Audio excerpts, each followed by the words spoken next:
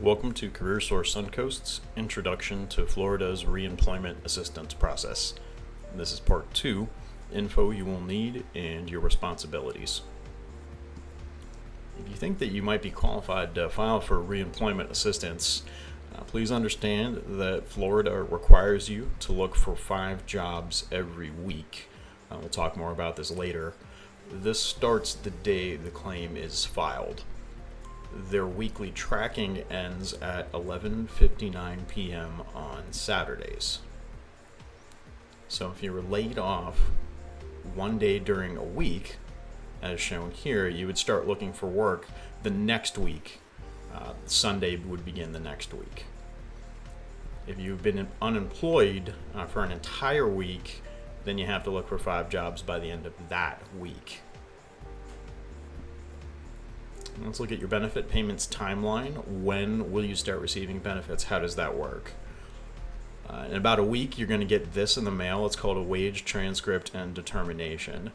This person's information has been blocked out, but you can see the kind of info that's going to be on there.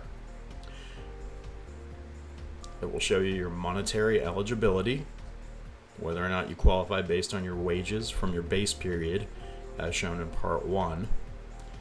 If there are any issues with potential eligibility with your employer regarding a reason for layoff, things like that, it will tell you on there as well. This week that you're waiting to get this letter is also called a waiting week because you won't receive any benefit payments. You still have to look for 5 jobs, but you will not receive payment for that week. After 3 to 4 weeks, typically, is when you receive your first payment. This will be a lump sum, including payment for all weeks to date, except that waiting week where you do not receive any benefits. If there are eligibility issues with your employer, again, reason for layoff, things like that, that might be challenged by the employer, you will receive a determination on that within about 6 weeks. This is a second determination, only if that applies to you. You must be eligible on all issues to receive payments. No matter what the situation would be, you have to continue job searching. Within 5 to 6 weeks, typically, your payments are going to begin a bi-weekly schedule. So you'll receive payment for 2 weeks at a time. What kind of information are you going to need to bring with you when you decide to file for unemployment? You'll need the names, addresses, phone numbers of any employers you've worked at in the past 18 months, as well as your gross earnings at those employers. For things like dates, addresses, phone numbers, contact info for the employer, we recommend Google. And that 18-month time frame is just so no matter when your base period begins, you'll still be covered.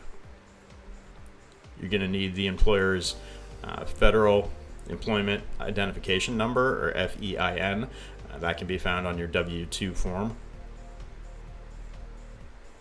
You'll need your Social Security number and a form of state identification, a driver's license, a state ID. It doesn't have to be from Florida, but you need official identification. If you were in the U.S. military within the last 2 years, you'll need your form DD-214. If you were a federal employee, you'd need your form SF-50 or your form SF-8 along with check stubs or your W-2 proof of earnings. If you're not a U.S. citizen, you need your alien registration number along with your work permit expiration date. If you want to receive your benefit payments via direct deposit, you'll need your bank routing number and account number with you. The only other way to receive benefit payments is to have them loaded onto a debit card, which Florida's Reemployment Assistance Program will send you in the mail within 3 to 4 weeks. Remember, they're not going to issue you any payments until 3 to 4 weeks are up. You don't need a bank account to use this card. It works like a debit card and is accepted anywhere debit cards are accepted. You can withdraw cash with no ATM service charge using ATMs at Wells Fargo, MoneyPass, or PNC. You can check your balance for free anytime at epiccard.com. It's Epic Card with 2 P's. You can also call to check your balance, but understand that after your first 5 calls per month, they will start charging you 50 cents per call. What if you can't use a computer? If you're unable to read or write effectively in English, Spanish, or Creole, you may qualify for an exemption. If you're physically or visually impaired, legally prohibited from using a computer, any of these situations, you can call 1-800-681-8102 to see about an exemption from the online requirement. If you don't know how to use a computer and you want to come to our center, please bring a friend or a family member who does know how so they can help you out. We would love to do it for you, but unfortunately we cannot. The next 2 things to remember are absolutely critical. We get more questions and problems about these than any other situations. First responsibility, you must look for 5 jobs every week. This can be online, in person, or over the phone. If you want to look for a job every day of the week, you can do that. If you want to spread them out throughout the week, you can do that as well. Or if you want to look for 5 jobs on a single day, that's okay too. Just 5 jobs every week.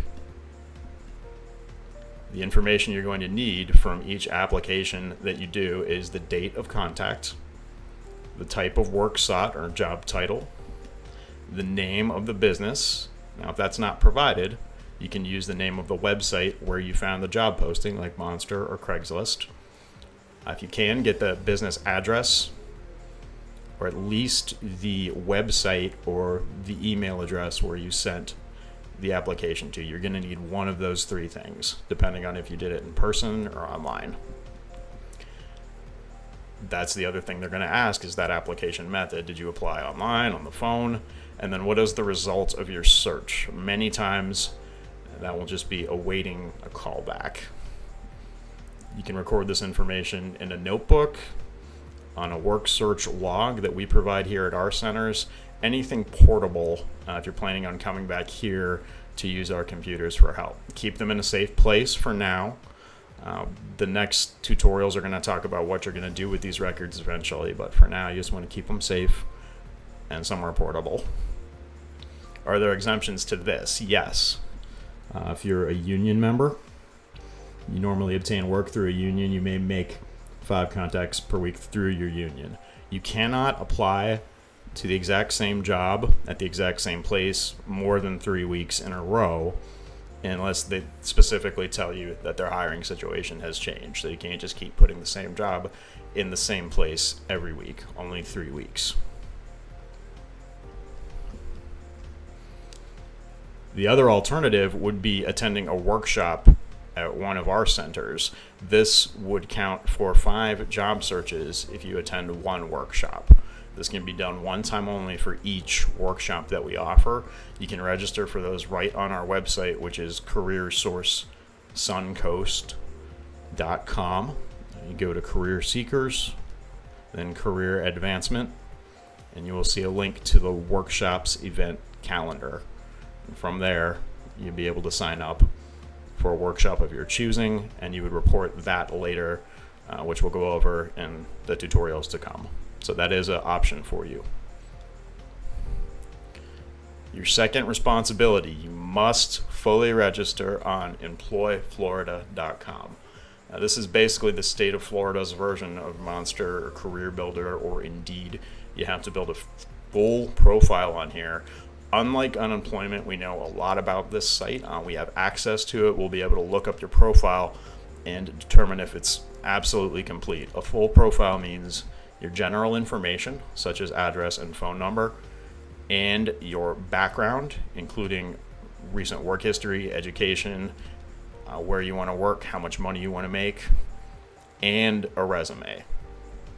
either one you built on the site step by step or you uploaded in, either way. But those three things all must be complete or your benefits can be affected. If you're not sure, come by. We'd be happy to help you out and take a look at it with you to make sure. So, are there exemptions for registering on Employ Florida?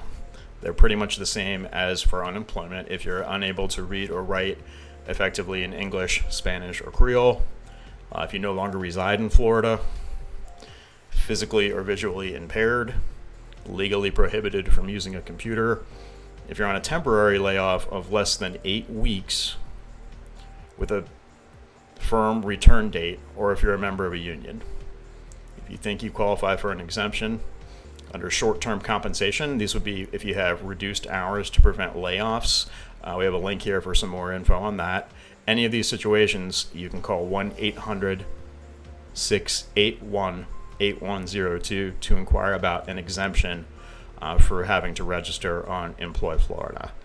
And just like with the unemployment, if you have no or limited computer skills, please bring a friend or family member with you so they can help you get this done. We cannot do it for you. You may have heard somebody before mention a skills review that they had to do when they're on unemployment. As of July 1st, 2014, the skills review is no longer a requirement of completing your unemployment.